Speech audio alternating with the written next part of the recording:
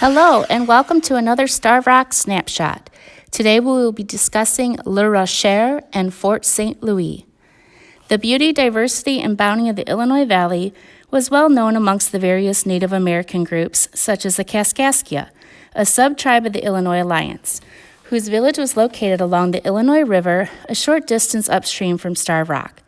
The first known contact between the Kaskaskia and Europeans occurred in 1673 when French explorer Louis Joliet and Jesuit missionary Jacques Marquette stopped at the Kaskaskia village while returning from their exploration of the central Mississippi River. Although the Joliet and Marquette party passed Le Rocher, the rock, today's Starved Rock, neither explorer mentioned it in their reports or correspondences. They did, however, note the overall beauty and utility of the Illinois River Valley.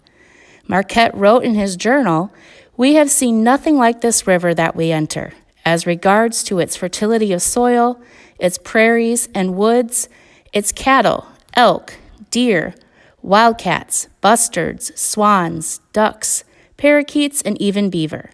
There are many small lakes and rivers. That on which we sailed is wide, deep, and still for 65 leagues. In the spring and during part of the summer, there is only one portage of half a league." On January 1st, 1680, an expedition led by René Robert Cavelier, also known as La Salle, arrived in the Starved Rock area. La Salle was soon to recognize that Le Rocher, a 125-foot sandstone bluff surrounded by steep sides with the shallow and rocky river in front, was a good location for a fort that would protect French interests from Iroquois war parties and act as headquarters for French diplomacy and trade with regional tribes. One of the very first written historical references to Starved Rock comes from La Salle in 1680, who wrote to his second-in-command, Henry Tonti, "Go to the old village to visit the rock and build a strong fort upon it." A few years later, in the winter of 1682 through March of 1683, Henry Tonti constructed Fort St. Louis under the supervision of Jacques Bourdon d'Autray. 18 to 22 Frenchmen cleared the rock in its immediate area of timber to provide materials for the fort's construction, as well as clear any areas where potential enemies might approach the fort. Along the rim of the rock's summit were palisades, wooded spiked walls 8 to 10 inches in diameter and between 15 to 20 feet high.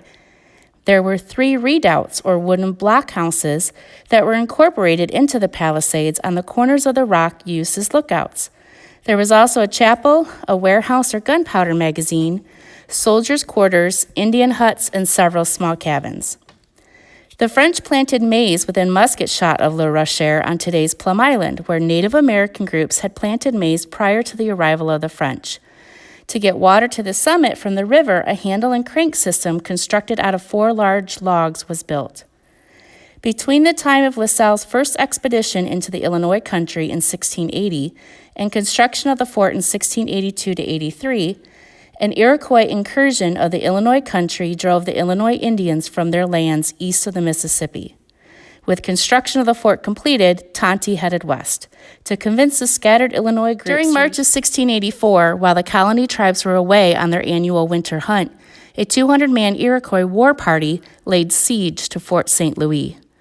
Inside the fort were 24 French and 22 Shawnee, Miami, and Mohegans. 6 days after the siege had begun, Illinois groups such as the Peoria returned to the Starved Rock area and broke the Iroquois siege, causing the Iroquois to flee the Illinois Valley. Tonti and another of La Salle's associates, François de la Forest, were granted La Salle's Illinois country concession, headquartered at Starved Rock after La Salle was murdered in 1687 in Texas. Trade was conducted between the French and the colony tribes. With the Starved Rock area's natural resources exploited to the limit, the remaining Illinois left their Kaskaskia village along with the other Illinois groups by 1691 and resettled further south at Lake Peoria.